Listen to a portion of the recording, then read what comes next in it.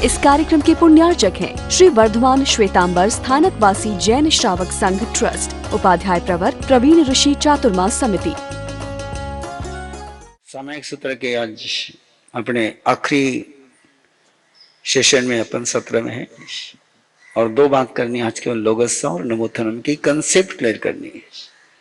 Meaning नहीं clear होगा, क्या संकल्पना है उसके पीछे, क्या उसका मूल्य है और क्या उसकी भावना है, क्या प्रक्रिया है। लोगस का पाठ और नमोथनम का पाठ, इन दोनों में क्या अंतर है, किस आधार पर दो पाठ, दोनों में तीर्थंकर की स्तुति है।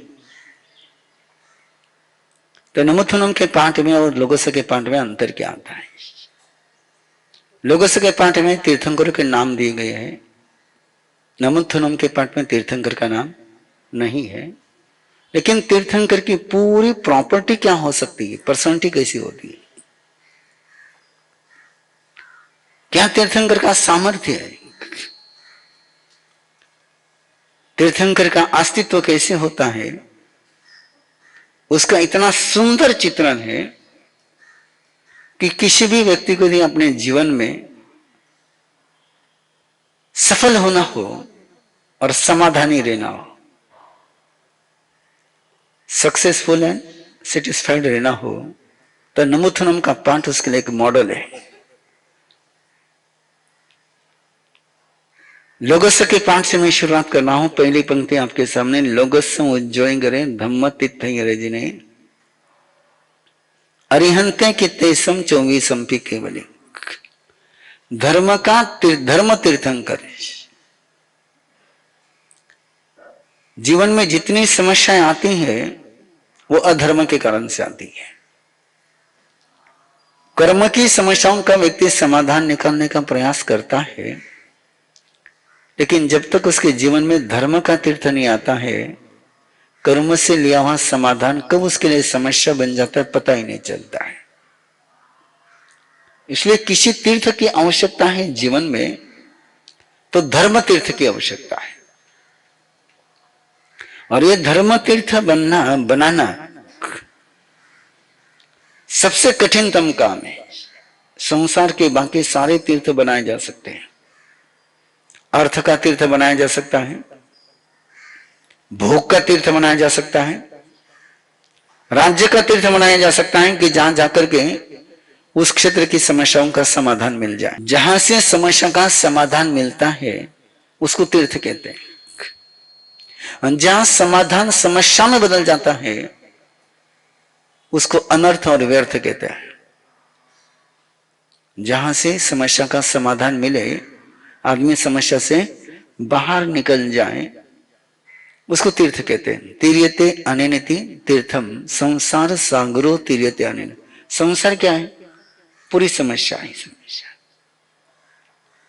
उन समस्याओं से बाहर निकलने की टेक्निक, उन समस्याओं से बाहर निकलने का रास्ता, उन समस्याओं से बाहर निकलने का एक दृष्टिकोण, एक विजन, उन समस्याओं से बाहर निकलने के लिए नेतृत्व करना है। उन समस्याओं से बाहर करने के लिए समस्याओं का बोध कराना, समाधान का बोध कराना, ऐसे एक समाधान के शिखर पर ले जाकर के रखना कि जहां समस्या का स्पर्श न हो सके। समाधान देना भी और देने के लिए समर्थ भी बनना है, उसको कहते हैं धर्म तीर्थंकर। इसलिए नमोथनम का पाठ जब अपन देखते हैं तो उसमें तीर्थंकर के पहले दो शब्द आते हैं, भगवंतानम अयगरानम। और वे दोनों ही शब्द भगवंतानम अयगरानम, भगवंत का अर्थ होता है ऐश्वर्य संपन्न, समृद्धि संपन्न, शक्ति संपन्न, असंभव को संभव करने में समर्थ। और अगला शब्द है अयगरानम, जो नई शुरुआत करते हैं, जो परंपरा को आगे नहीं ले जाते हैं, जो किसी भी प्रकार के ट्रेडिशन को आगे नहीं ले जाते हैं, मैंने पहली बार एक बार आपसे बात करते हुए कहा था कि भगवान महावीर के समय में, जिस समय भगवान महावीर दीक्षा ले रहे थे, उस समय भगवान पार्श्वनाथ के शासन में कई अवधि ज्ञानी थे, कई मन परे ज्ञानी थे, कई केवल ज्ञानी थे। एक छद्मस्त के पास नहीं जाना समझ में आ सकता है, लेकिन केवल ज्ञानी के पास भी नहीं गए कि भगवान पार्श्वनाथ के शासन में उस समय केवल ज्ञानी थे। चौथा रात चल रहा था कि मोक्ष में जाने की परंपरा कंटिन्यू थी, इसका मतलब केवल ज्ञानी के बिना कोई मोक्ष में नहीं जाता। तो मन परे ज्ञानी थे, अवधि ज्ञानी थे, केवल ज्ञानी थे, उसके बावजूद परमात्मा महावीर ने दीक्षा वहां नहीं ली, क्योंकि वहां दीक्षा लेते तो भगवान पार्श्वनाथ की परंपरा को आगे चलाना होता है, और उनको भगवान पार्श्वनाथ की परंपरा को आगे नहीं चलाता। भगवान ऋषभदेव, भगवान अजितनाथ, भगवान संभवनाथ, इन सभी के समय में, जिस समय इन्होंने दीक्षा ली, यानी करीबन ऋषभदेव से लेकर तो चंद्र प्रभु तक, चंद्र प्रभु के बाद सुविधानाथ के बीच में शासन का विच्छेद हुआ, लेकिन अजितनाथ जिस समय दीक्षा ले रहे थे उस समय ऋषभदेव का शासन उपलब्ध था, लेकिन ऋषभदेव के शासन में उन्होंने दीक्षा नहीं ली। संभवनाथ जिस समय दीक्षा ले रहे थे उस समय अजितनाथ का शासन उपलब्ध था, लेकिन उन्होंने अजितनाथ परमात्मा के शासन में दीक्षा नहीं ली। क्यों? कि जिसको भी नई शुरुआत करनी होगी वो किसी परंपरा में दीक्षित होकर के शुरुआत नहीं कर सकता है, इसलिए तीर्थंकर स्वयं दीक्षित होते हैं। केवल ज्ञानी उस समय होने के बावजूद स्वयं दीक्षा लेना एक विजन रहता है, एक सोच रहता है, और उस सोच के आधार पर ही वो शब्द दिया गया, अरिहंतानम भगवंतानम अयगरानम। अब इस बात को थोड़ा सा समझने के लिए, पुरानी थोड़ा सा समझने के लिए आज के 2-3 नाम मैं आपके पास देता हूं, आप उन पर सोचो।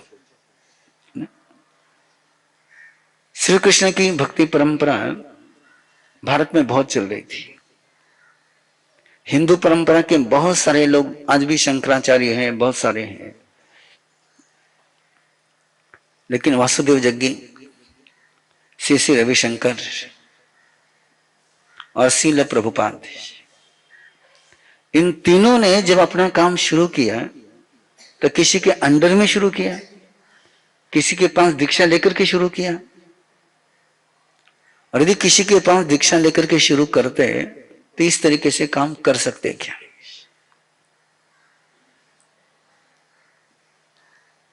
टोटली उन्होंने क्या किया, बहुत सारे उपलब्ध थे लेकिन वहां कहीं वो गए नहीं। ओशो ने किसी के पास किसी गुरु माना नहीं। तो जिसको भी नई शुरुआत करनी होती है उसको परंपरा छोड़ करके चलना ही पड़ता है। वो यदि परंपरा में चलेगा तो नई शुरुआत नहीं कर सकता है।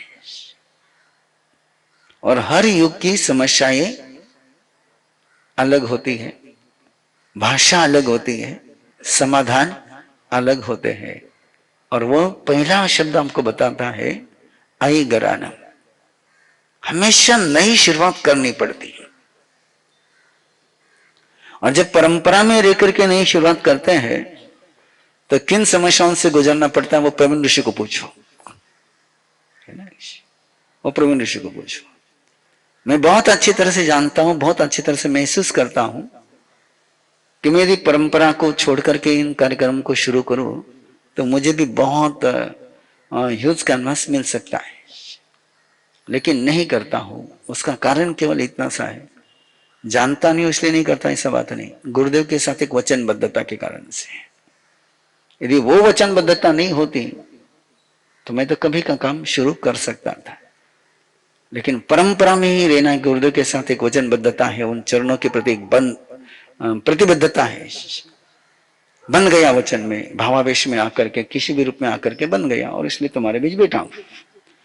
बाकी मैं जानता हूं, मैं समझता हूं, मैं स्वीकार करता हूं, मुझे पता है कि मैंने नमोत्तनम का अच्छी तरह से अनुसंधान किया है कि अयगरानम, जिसको भी नया काम करना होगा उसको में दीक्षा लेकर के नया काम नहीं कर सकता है। आपकी जैन परंपरा को उदाहरण दो, कांजी स्वामी, श्रीमद राजचंद्र, इन दोनों का काम चल रहा है। उन्होंने किसके पास दीक्षा ली?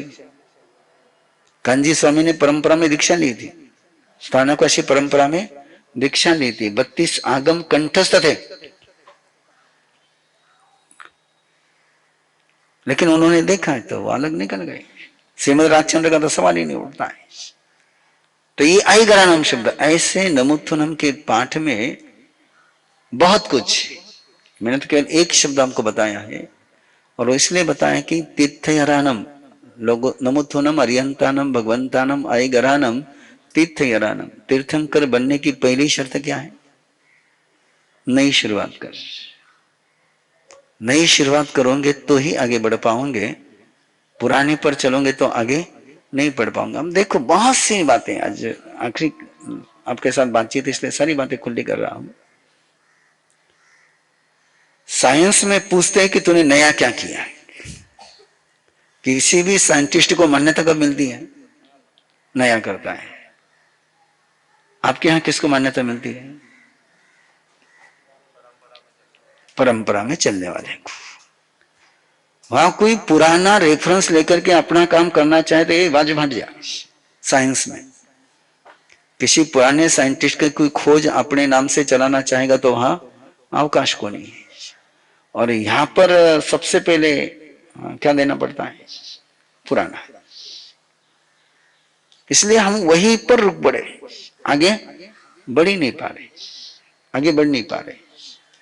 इसलिए साइंस कंटिन्यू प्रोग्रेसिव है, और हमारी सारी शक्ति किस में जा रही है?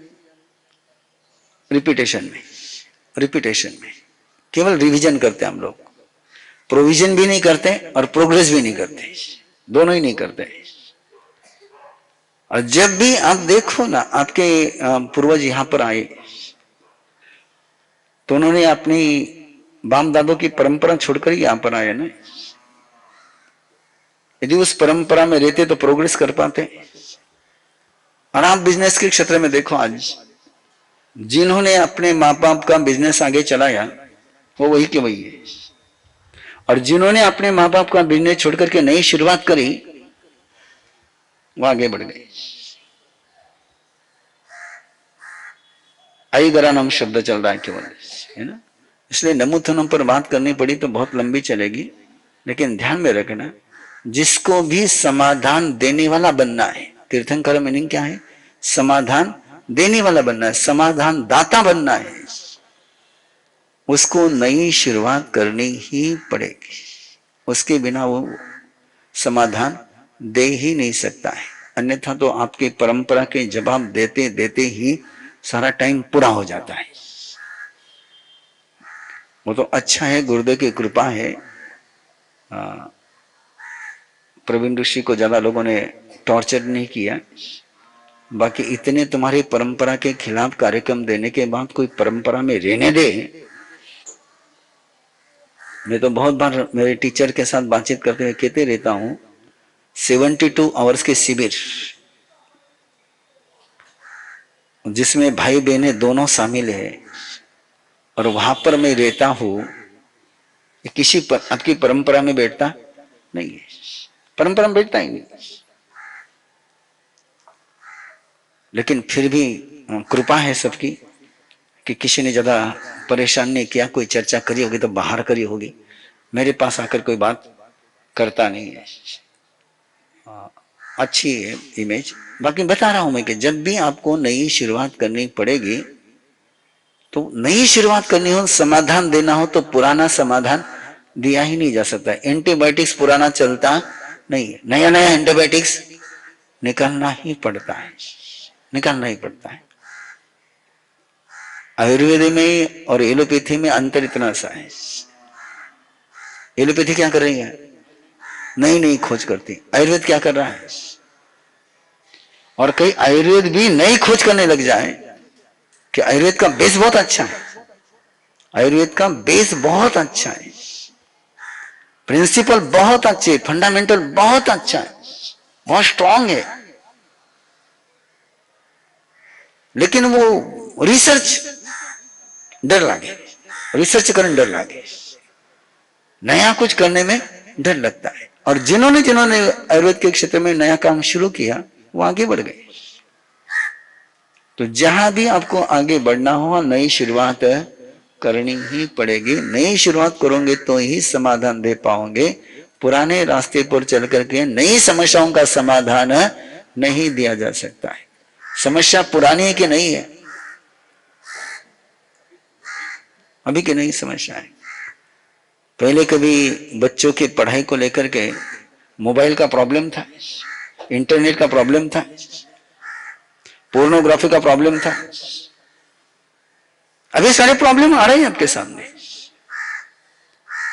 और ये नए प्रॉब्लम का यदि समाधान आपको चाहिए होगा तो आपकी परंपरा नहीं दे पाती, क्योंकि उसके लिए बिल्कुल नया विजन लाना ही पड़ेगा, नई टेक्निक यूज करनी ही पड़ेगी, तभी आप उसका समाधान दे पाओगे। और फिर फ्रस्ट्रेशन आता है।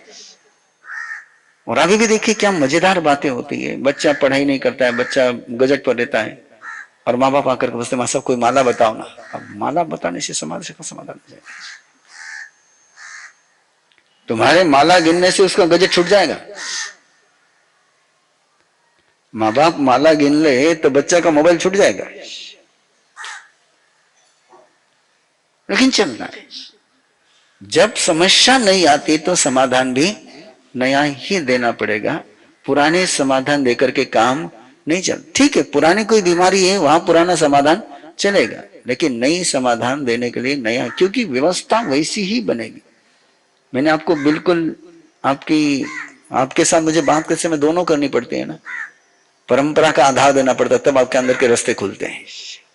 यदि मैं परंपरा का आधार नहीं दूं तो आपके अंदर के रास्ते पूरे बंद हो जाते हैं। इसलिए पहले परंपरा का आधार देना पड़ता है। और वापस उस बात को याद करिए, जिस समय भगवान महावीर दीक्षा ले रहे थे, भगवान पार्श्वनाथ का शासन था नहीं था। इस कार्यक्रम के पुण्यार्चक हैं श्री वर्धमान श्वेतांबर स्थानकवासी जैन श्रावक संघ ट्रस्ट, उपाध्याय प्रवर प्रवीण ऋषि चातुर्मास समिति, महावीर भवन इंदौर।